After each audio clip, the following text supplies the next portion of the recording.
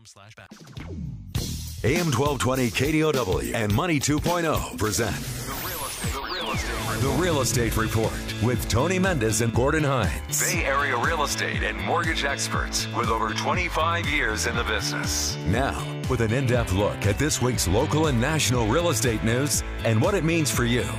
Your hosts, Tony Mendez and Gordon Hines. Welcome back. Welcome in. This is Gordon Hines, in tune today by myself solo for Tony Mendez and myself. Weekly, we bring on the Real Estate Report. We're here every Thursday from 6 to 7. We love having calls come in from customers. We love emails. We love faxes. We love communication. You know, as part of a radio program, radio is a little bit of entertainment.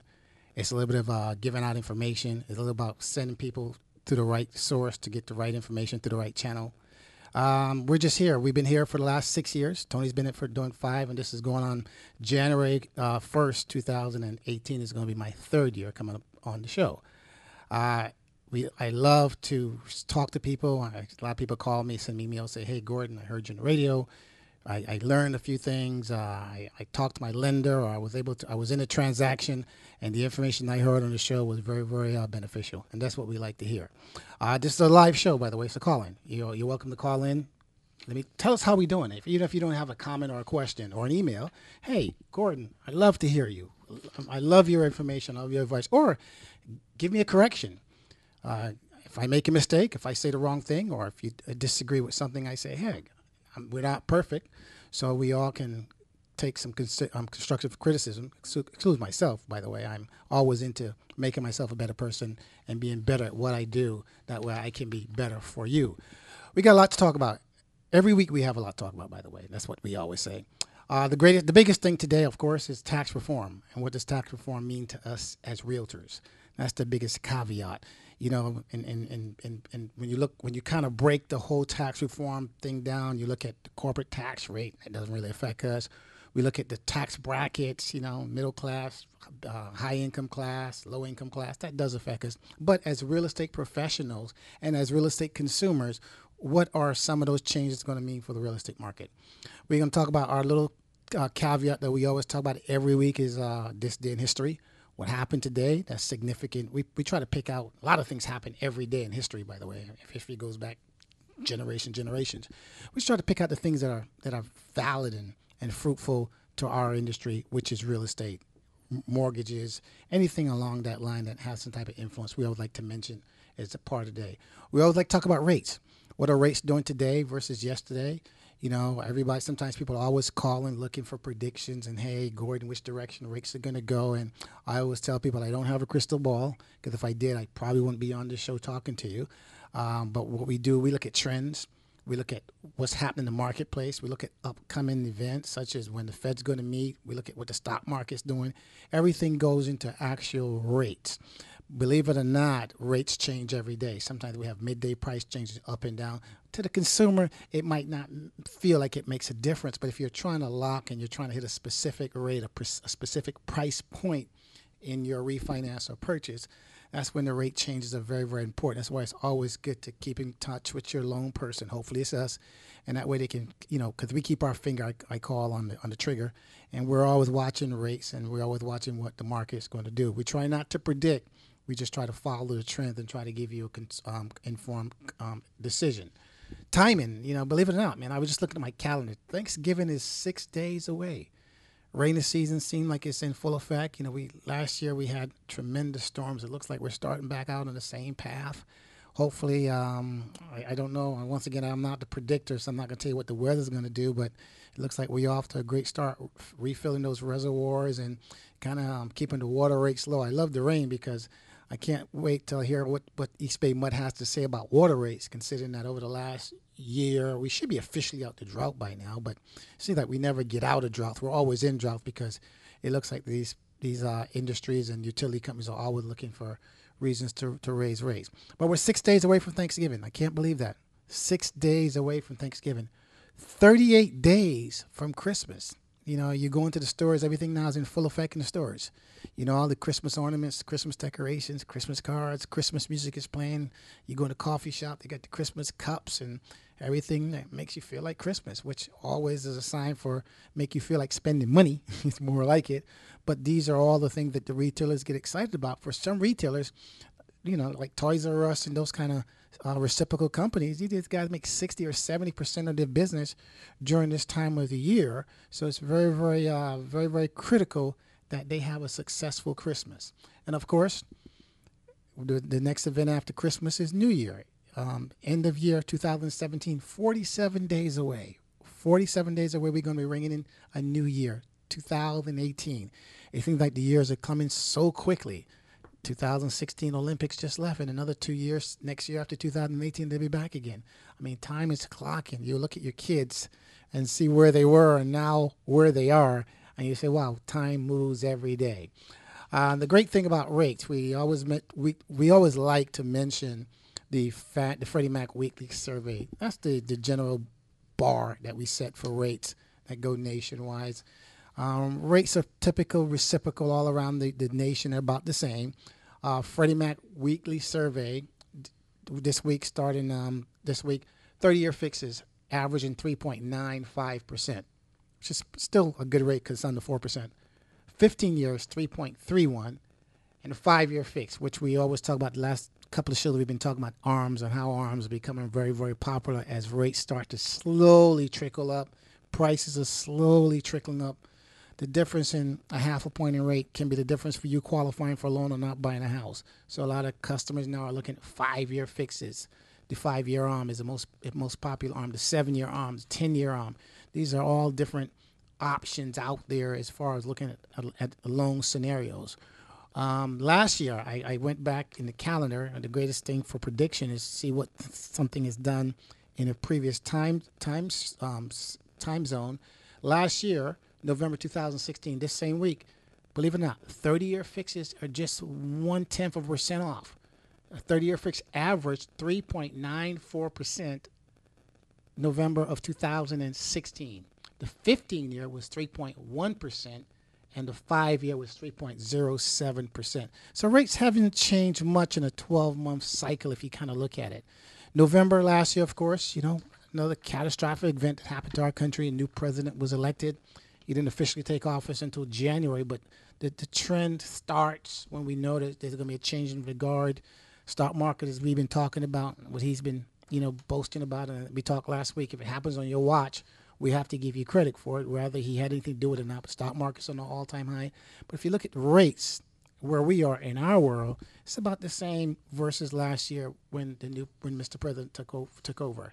So when you look at rates and we look at marketplace, we look at timing, we look at all these things that go into what we're trying to accomplish, we have to look at all the different sources when we're looking to, one, either purchase a property, which of course has been the biggest challenge. Two, refinance a property. A lot of people are looking at refinance, of course, always looking to lower a payment. And how do you lower a payment? Is with a lower interest rate. Two, take cash out. Typically your payment goes up when you take cash out, but you get a benefit of taking equity out the property, keeping the payment hopefully around the same, and you can get a benefit from that particular position you decide to do. Or if you're looking to sell a property or even scale down. You know, I had a neighbor that was looking to scale down. He's paid for, house is paid for, and he's looking to move from a 4-bedroom, 3-bath house down to he said a 2-bedroom, 1-bath would be sufficient for just him and his wife. And he said he's having trouble. He would love to stay here in the area, but he's having trouble trying to find a house that's going to pencil out. So he's actually looking to go back to his original state of where he migrated from. He came from Michigan. He said he was looking at houses in Michigan, and the price points are so much different. He said the kids are gone. He can deal with the cold weather. And he's actually looking at relocating from this great state of California to another state just for affordable housing. So when we talk affordable housing, we are in the largest housing market in the country, you know, California. I always call us the trendsetter. As my brother back in Maryland always tell me, Gordon, nothing ever happens until it happens in California. Once it happens in California, then it's going to become official. So we are the trendsetter. So as our market goes, so that the rest of the country, they kind of follow. And as our prices has been appreciated, a lot of other states also has been appreciating, especially those states that were hardest hit by the big turbulence we had back in 2008, 2009. A lot of states now have actually rebounded really, really well, doing quite well. Arizona, of course, was really hit hard. The states that were closest to us. Las Vegas, we talked about that a couple of weeks ago, how Las Vegas is on a boom. Housing starts, professional teams going in. Those states have actually did about 180-degree turnaround. Florida, of course, has made a big turnaround. New York, of course. And a lot of the Midwest states are trailing, but they are making the market is appreciating, which always also helps foreclosure, helps people stay in the house, and it helps the long-term economy. So as we look at rates, we look at the marketplace, we look at all the different economic indicators for us to kind of figure out, hey, where are we today? Where are we going to be in 2018? I get a lot of calls, a lot of faxes, a lot of emails. People are asking, what do I think is going to happen in 2018? The market in 2017 has been red hot, of course, still multiple offers on prices. But I'm now beginning to see, as I spoke last week, I'm beginning to see a lot of what we call repricing in the marketplace, meaning that prices and some of the listings that were priced on the market to sell because they haven't moved. Some of the realtors now are doing price reduction, reducing those home prices back down for those homes to sell, which is actually a good sign in a red-hot market. It means that the market is kind of cooling off, and I think the market has to take a breather. As we all predict, it can't continue to go up, up, up, up, up, and then come down, down, down. So the market does have to have a breather, just like the stock market this week. The stock market took a breather. I think for 3 straight days, the stock market was down, I think 2 to 3%. And today it's back up again. It's kind of good that the market has what we call healthy reciprocals. It goes up, it goes down. We don't have 2 really high peaks, and we don't have really low valleys. I think we can always kind of ride things out in a natural, what we call wave. I mean, nothing is picture perfect. Nothing is a straight line. But I think if the market has healthy ups and downs, and there's a down, if I look at a down, of course, as a buying opportunity, and an up is, of course, a selling opportunity. So if you're looking to sell something and you can sell on a high, meaning that property value, stock value is at an all-time high, that means you're going to have a high profit. And if you're looking to buy something, you can buying a low. That means you have a good deal going in, and the chances of appreciation is great. So those are all the things that we always talk about when we look at what the market is doing. We start getting into the predictors. I don't like to predict. You're going to hear me say that over and over again, because prediction, I'm not going to call it a science. Could be luck sometimes. Could be just you flip a coin. You got a 50-50 chance of picking the right answer. So that's why I don't get into predictions. I just kind of look at what the economic indicators are pointing to. If we look at 2018, the end of this year and the end of the quarter, we're going to have one more Fed hike or Fed meeting. It looks like all indications we're going to have a slight hike. So we'll be back. Once again, it's the call-in show, 1-800-516-1220, 1-800-516-1220. Please call.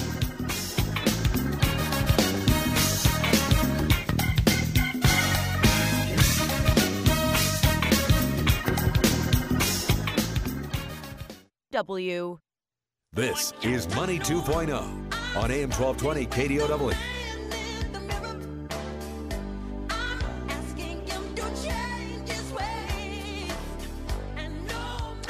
Welcome back. It's Gordon Hines for the Real Estate Report. We're here every Thursday from 12:20 a.m. from 6 to 7. I call it the drive time special. Most people are at this time of the day are in their cars on the way to commute. Today is probably a slow commute because of the weather. So we always tell you, keep your ears tuned, keep your eyes on the road, and keep listening.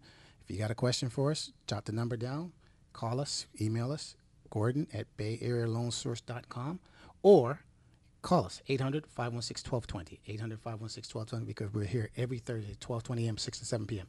Now, I just mentioned to you just now that the biggest news today was the House passed a tax bill. It's the first step towards tax overhaul. Of course, I think 227 Republicans voted for it. I think there were 12 Republicans that didn't vote for the bill, and those were all along high state lines, because one of the biggest things in the bill is to kind of phase out state and local income tax write-offs on your federal tax returns. Anytime we talk tax cuts, you got to understand how tax cuts work. Tax cuts work on an equation. Everything you do one side of the equation, back to math, you got to do the other side to kind of keep the equation balanced. If you don't do that, all hell's going to break loose. One of the things that we're seeing, of course, as realtors, the NAR came out today, which is National Association of Realtors. They, of course, took a position because they protect us. They're part of the housing market. They're saying that, hey, what does that mean for us? They believe that the biggest provision in this proposed tax cut is they're going to reduce the annual reduction that you can claim on your tax returns from $1 million to $500,000. For a lot of us, that number is not going to phase us. But if you're a high income earner, have a large property, have a big mortgage, that would come into play. And of course, here in California, where we have these high property values, that does affect one of the things in that provision. Of course, it's a trickle-down effect. Anytime sometimes happen at the top, it kind of always trickles down to the bottom. And they believe that if they do these things to the housing market, the interest rate deduction, it is going to have effect on the housing market at some point in time. So a lot of times, as predicted, realtors want those things to be off limits because it kind of hurts our industry. So as we kind of wait and see, I guess it has to go through the House and it has to get confirmed, and we'll see what the final bill is going to look like, and then we can all breathe a sign of relief. The big thing is it's supposed to be reducing the corporate taxes, and I think from 35% down to 20%. Hopefully, all the corporations that have monies outside the country, Facebook, Apple, Coca-Cola, all these big companies are going to bring this money back in. Of course, they're going to take that money they brought in from overseas now that's taxed at a lower rate. You're going to hopefully factor that into higher wages for the employees, help to increase our standard of living here in America, and of course, help to build the middle class. That's what makes America so great, is because we have such a fluent middle class. So only time will tell. A lot of people are saying, of course, that this thing is slated towards the rich. Well, rich people are in Congress. Anytime, whoever does something always does something to benefit their own interests. Let's not forget that. That's just facts in life. You know, if you're critiquing your son and you think it's somebody else, you're going to give your son the extra nod because it's your son.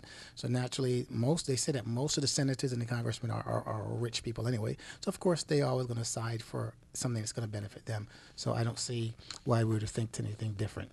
Here's an article I just picked up. I thought this was interesting. It says home ownership does not build wealth. Kind of interesting. I guess, you have to look at anything we talk about. I always say the same thing. You got to qualify the information. It depends on where you are. Probably in Oklahoma, probably some of the Midwest states or the southern states, it doesn't build wealth. But I believe here in the West Coast in California, in the flourishing states, it does build wealth. We have seen that. We have seen people bought houses and double, triple their investment in a year or less. So it does build wealth, and also gives us a tax write-off. It also satisfies the place to live. It helps build and strengthen the economy, because when a house is sold, it's the most singlest item that produces the most related item sales. That's why all the big shops, as a matter of fact, there's an article I'm going to get to about Home Depot and Lowe's, what they're actually doing now versus what they were estimated to do as far as income is concerned. Not income, revenue is concerned, strictly based upon the catastrophic events that's happened here in the country in the last 6 months. So that's why we talked before, behind every dark cloud, there is a silver lining. So that is the silver lining of the catastrophic events that has hit Houston, Florida, and of course here the wildfires here in Northern California. Massive rebuilds. These stores are profitizing like crazy. They're hiring more people. They're hiring labor. Stores are doing well. The stores are opening later. Stores. I mean, it's a good thing, because this is what the economy needs sometimes. We need something to kind of stimulate the economy, and the house is the single most item that produces the most revenue in a single transaction. So there you have it. So if you're thinking about building or rebuilding or remodeling, most cities or every neighborhood just got a Home Depot in their own neighborhood. Well, stay tuned. Thank you for listening. We're going to take another break. We're going to have to pay for our sponsors, and we're back in 30. Stay tuned. Don't touch that dial.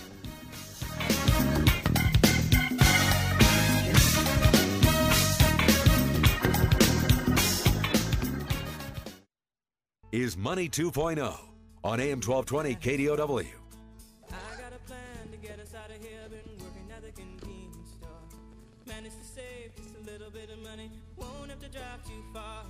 Just cross the border and into the city. You and I can both get jobs. Welcome back. This is the third segment of the Real Estate Report with Tony Mendez and Gordon Hines. As I mentioned earlier, Tony, my partner, is off on assignment. He's off doing the quarterly seminar with Rob Black. Rob Black is a national person that does financial planning and all kinds of good stuff. Every quarter he has these great financial plan meetings at these hotels. Many people come through, and we always have to have a representative at those meetings trying to talk about mortgages, what products are available, what product is good, what product isn't good. I've got a great call this week from a client. She said her sister, they both work at the same company down in Fremont, and her sister had recently refinanced to a 15-year loan from a 30-year loan, and she wanted to inquire about the same. She said they make about the same amount of money. They're both single-parent households, and they both have been in the house for about the last 6 years. So her sister refinanced with her current lender, and she said she spoke to her current lender. She wanted to see if I can beat the rate. So what I did was, we always talk about 15. Anytime you can shorten the term on a loan, it's great because you're going to pay less interest. You're going to pay that house off and a lot much faster. This lady here is 50 years old. She said if I get a 15-year loan, Gordon, I start over now. By the time I'm 65, my house will be paid for. I don't plan to go anywhere because it's a single-story house. I got my 2 kids. They're going to grow up, and we love this area, so I don't see myself going anywhere. But if I can have a house that's paid for in 15 years, just about retirement time, I'll feel good about it. So when I ran the numbers for her, she didn't quite qualify. She was right at the pinnacle of the payment shock going up too much because of the amount of loans she was trying to refinance. And she was wondering what the difference was between her and her sister. So when I talked to her, and I actually did speak to her sister, the difference is her sister's husband was a contractor, and he had turned the garage into a playroom. And after their demise of their relationship, she now rents that playroom for $1,200 a month in Fremont. She said that they enter from the side garage. There's a little small kitchen, a little small refrigerator, and the bathroom on that used to be the half a bath downstairs. He put a shower in there, and the person is actually renting a freestanding unit. And that is the difference between her qualifying and not. This other sister that does not have the additional $1,100 worth of income, of course. I think I mentioned to her, not all loans that are good for one person is good for the other person, and this is a great case of 2 sisters that have very similar circumstance, but the addition in that income coming in from that converted garage made the difference between that one sister being able to qualify for a 15-year loan without stretching herself and making it too painful, where the other sister would like to qualify for 15-year, but it's not in her best interest. I even ran the numbers on a 25-year loan. She can qualify for 25-year. I ran it to a 20-year loan, but she really wanted the 15. So I'm hoping that as time go on, she get raises, more money coming in. Maybe the kids move out. One of the kids, I think, is 15 years old. He moves out in 2 years. She can rent one of those rooms, and then she can actually look to qualify on the 15-year loan. So not all the loan that's good for you is good for somebody else. That's why everybody's particular financial circumstance is a little bit different. We try not to give blanket advice. We talk advice in general, but always kind of qualify the information that comes in, and that's why we always talk about the web. When you go to the web, always qualify the information that you're getting it from. Qualify the source. That way you can see if you're getting reliable, sound information. Got another email here from Alan. Gordon, I have a house in Alameda that's free and clear.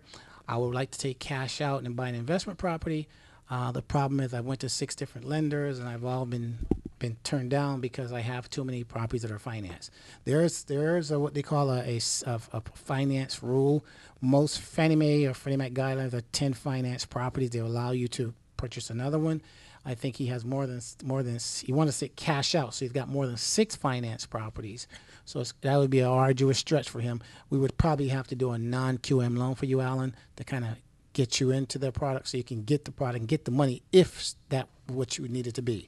Or the other option, we can probably look at, the equity position in some of the other properties. If we can take enough cash out maybe to pay off 2 of those properties to get you back under that 6 finance property rule, and that should be able to help you. So hopefully that answers your question. Thank you for your email, Alan, and keep sending those emails. We're going to take another break. We always have to take breaks because it's always sponsors on the line.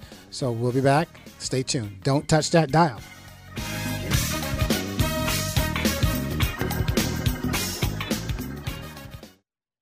This is Money 2.0 on AM 1220 KDOW.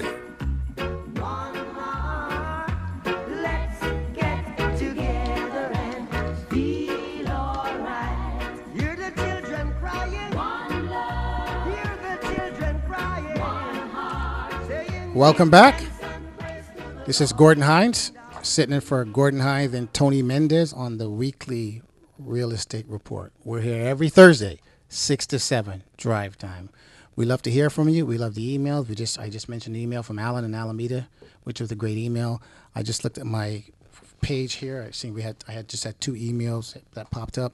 I'm going to hope to get to those. There's one thing I want to talk about before I got to those emails. There's an article put out by Realtor.com, and the tease is renting is overtaking the housing market, and here's why. So realtor, there's different benefits in everything we do. There's a benefit to being a homeowner, and there's also a benefit to being a renter. The benefit, of course, to being a homeowner, of course, hopefully you're building equity. Depends what part of the country you're in, but most parts of the country right now are building equity in time because home values are going up. There's a tax write-off, which might or might not be there or might be reduced based upon the final version of the tax cuts that Mr. Trump have promised for the country. There is to get to buy homes in different school districts. You get to be a staple of the community. You get to stay there as long as you choose to, as long as you continue to pay for property. Nobody can ever ask you to move because you're actually the owner. Conversely, there also are benefits to renting. The biggest benefit of renting, if you're trying to move in a house, you just most likely have to come up with first and deposit. You have to come up with where if you're going to buy, you have to come up with first. You have to come up with down payment plus closing. Repairs, if something goes wrong, the toilets get clogged, the sink starts leaking, you don't have to run to Home Depot. You call the landlord. He runs to Home Depot. He gets those things fixed for you. The grass cut, the garbage collection, all those things are most of the time are cost to the landlord when you are a tenant. The disadvantage, of course, is one day that landlord might decide that he no longer wants your company in his house. He can give you a 30-day or 60-day notice to move, depending on which city you're in, and you have to vacate that property and move on, even though you've paid all your rent on time. So that's one of the drawbacks of renting. But what this article here is pointing out is saying that when you look at housing starts, you're looking at many developers now are building homes for renting and not for actual home ownership because they figure it's a transient market. They say the millenniums, the younger people, unlike the baby boomers desperately had wanted to seek home ownership. They ran out to the shopping centers and they ran out with the cars and, the 3 kids and the dog and the lawn and commute to work. And the younger generation don't want to do that. They want to stay very, very close to occupation. They want to stay very close to entertainment. They want to stay very close to leisure. So they want to be in the cities. They want to have a local domicile. They don't want to have to travel, spend an hour commuting, going back and forth. I call it going home for the bathroom if you work close enough to where you live. And that's what it seems these generations are looking to do. And the homeowners are actually tapping into those trends and are actually building more houses targeted for renting rather than ownership. I thought that's an interesting take. But of course, everything varies, different parts of the country. Everything's a little bit different. But these are the overall consensus done by Realtor.com. This particular article is printed by Credit.com, and they follow the trends in the credit market, and that's what it's kind of relating back to the housing market. So as you hear from us, you can always go online and pull up some of these articles and get more in-depth insight because we are limited to time. We can only cover some of the fluff.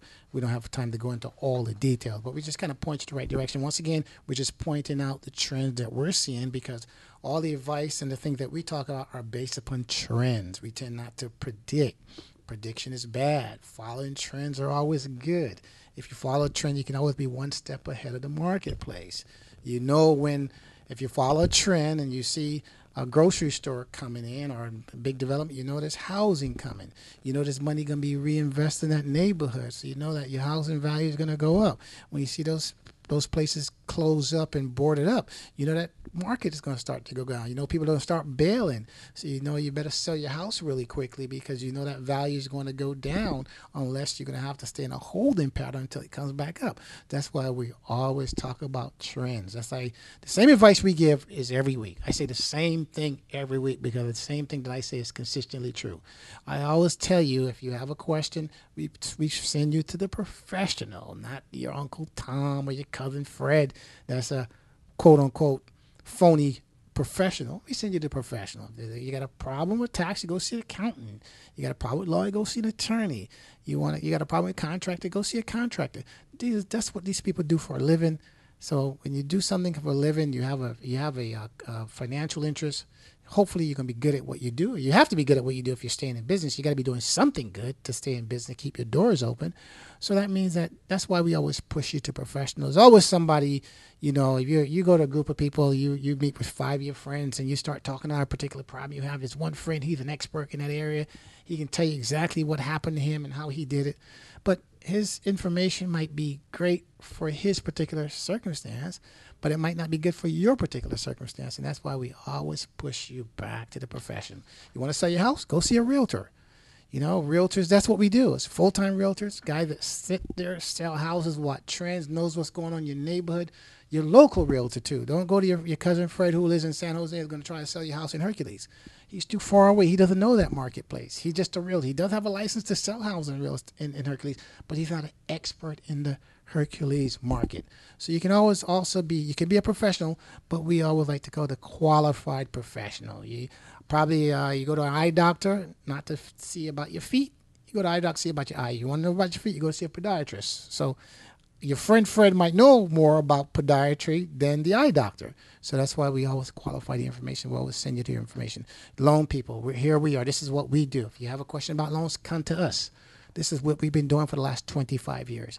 I've closed thousands and thousands of loan applications under many different circumstances. People losing their houses. We went to the bust. So we survived. That means we are doing something right to survive. We kept our doors open through these bad trends. So I knew it was coming. So we prepared ourselves for the marketplace. That's why we didn't get upset by the market. We knew everything that goes up does go down, like the old dark cloud. Silver lining behind the dark cloud. We knew it was going to eventually turn around. We had some few tough years after that, but now the market's in full swing. Every day there's a new product on the marketplace. And we always talk about rates don't drive the market, products do. So always tune in. Every Thursday we're here from 6 to 7. We're going to take another break, come back for the last closing segment. And I'm going to tell you what happened this day in history. Stay tuned. Don't touch that dial.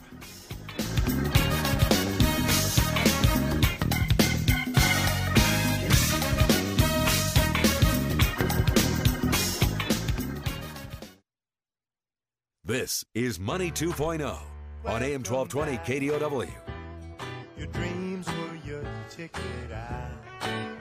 Welcome back to that same old place that you laughed about.